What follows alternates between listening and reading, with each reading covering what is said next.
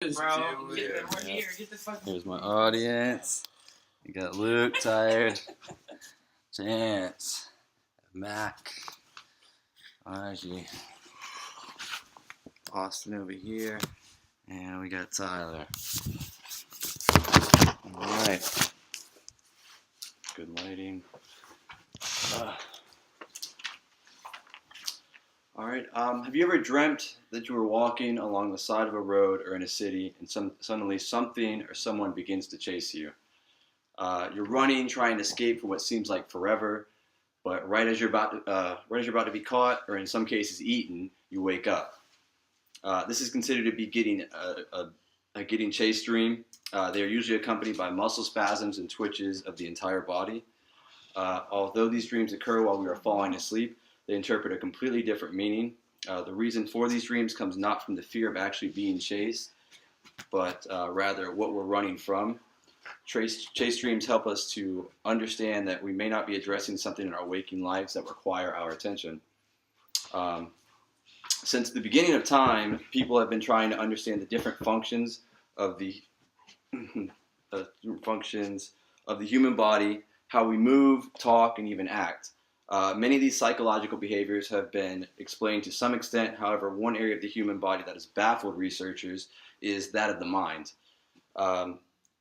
Many things that go on inside the mind don't make sense and serves no real explanation as to why or how these things make sense, or how these things happen. One of these processes, quite honestly, the most fascinating and mysterious of the mind, is that of dreaming. I personally have always been fascinated with the mechanisms of dreaming, and I thought it'd be an interesting topic to research for this informative speech. Although we have experienced countless dreams in our lifetime, do we ever stop to think how dreams occur, how dreams affect our lives, and do dreams even mean anything? Today in my informative speech about dreams, I hope to enlighten you about how dreams occur, how they affect our lives, and how to interpret their meanings. Understanding the sleep cycle is the first part of understanding dreams and how dreams happen.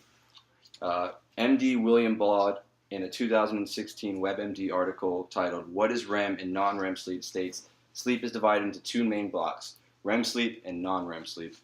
When we sleep, we go through 4 stages, lasting approximately 90 to 120 minutes, repeating itself several times throughout the night. We first experience non-rapid eye movement, which can be divided into 3 stages. Stage 1 is very light sleep, in which it's easy to wake up. Stage 2 is a little bit deeper sleep, and stage 3 is our deepest sleep. Our brain activity through these stages gradually slows down so that by deep sleep we experience our slowest brain waves about 90 minutes after we go to sleep, and after the 3rd sleep stage we begin REM sleep. Rapid eye movement, or REM sleep, is the final stage of our sleep cycle. During REM sleep, several psychological changes take place. Our heart rate and breathing quickens, our blood pressure rises, we're not able to regulate our body temperature as well, and our brain activity increases. The rest of our body is paralyzed until we leave REM sleep, which explains why we're unable to react, preventing us from acting out our dreams, except for in the cases of people that sleepwalk. Although dreams can occur in any of the stages of sleep, the most vivid and memorable dreams occur during REM sleep. But why? During REM sleep, the brain is just as active as it is during waking. It is the time when the areas of our brain that are associated with the functions of learning and memory are stimulated. Dreams are the result of the work our brains are doing in segregating, analyzing, and filing the information absorbed during the day. Our brain revisits certain past memories to use them as a type of reference point to simplify the filing process, which explains why past memories are sometimes mixed with more recent memories and can seem kind of random at times. In order to better understand how dreams occur, I will introduce you to the main theories of dreaming, psychoanalytical, and the activation synthesis theory. This is a depiction of Sigmund Freud. Sigmund Freud right here, everybody can see. Okay. The psychoanalytical theory proposed by Freud was a combination of daily activities and daily activities and suppressed wishes. Freud believed that nothing you do occurs by chance. Every action and thought is motivated by your unconscious mind at some level. In order to live in a civilized society, you have the tendency to hold back your urges and hide your impulses. Because they can't be expressed in a social setting, our urges and impulses are expressed in our unconscious mind through our dreams. For this reason, Freud's theory about dreams focused primarily on sexual desires and symbolism. Now, Hobson and McCarley, on their other hand, proposed the activation synthesis theory, which in turn threw out the psychoanalytic idea of Freud.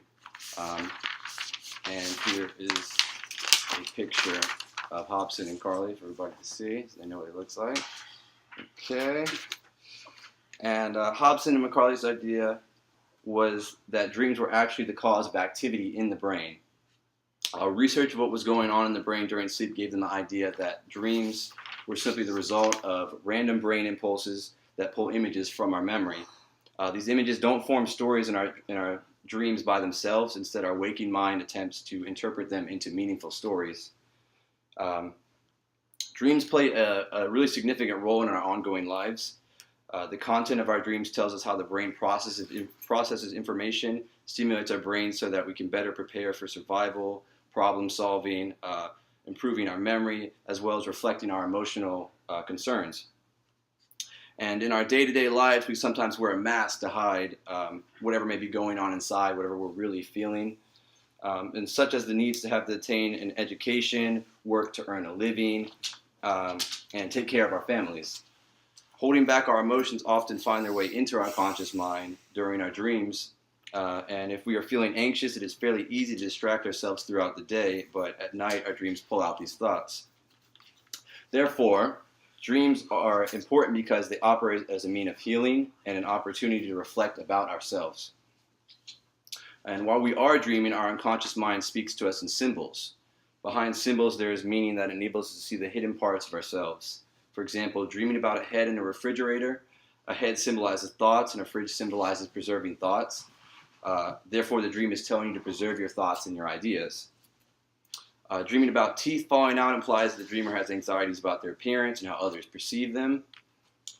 And in closing, I hope now you have a better understanding of what dreams are, how they occur while we are sleeping, and the importance of their existence and symbolism. And according to a 2013 Huffington Post article titled "How Long is the Average Night's Sleep Around the World?", the average human being spends 7 hours a day, 196 hours a month, and 2,352 hours a year sleeping. Make sure that the precious time when you are awake is spent making sure your real dreams come true. Thank you all. Okay. Appreciate you guys all coming. Let's get in. Messed up a little bit. Early. How many hours you said? A day?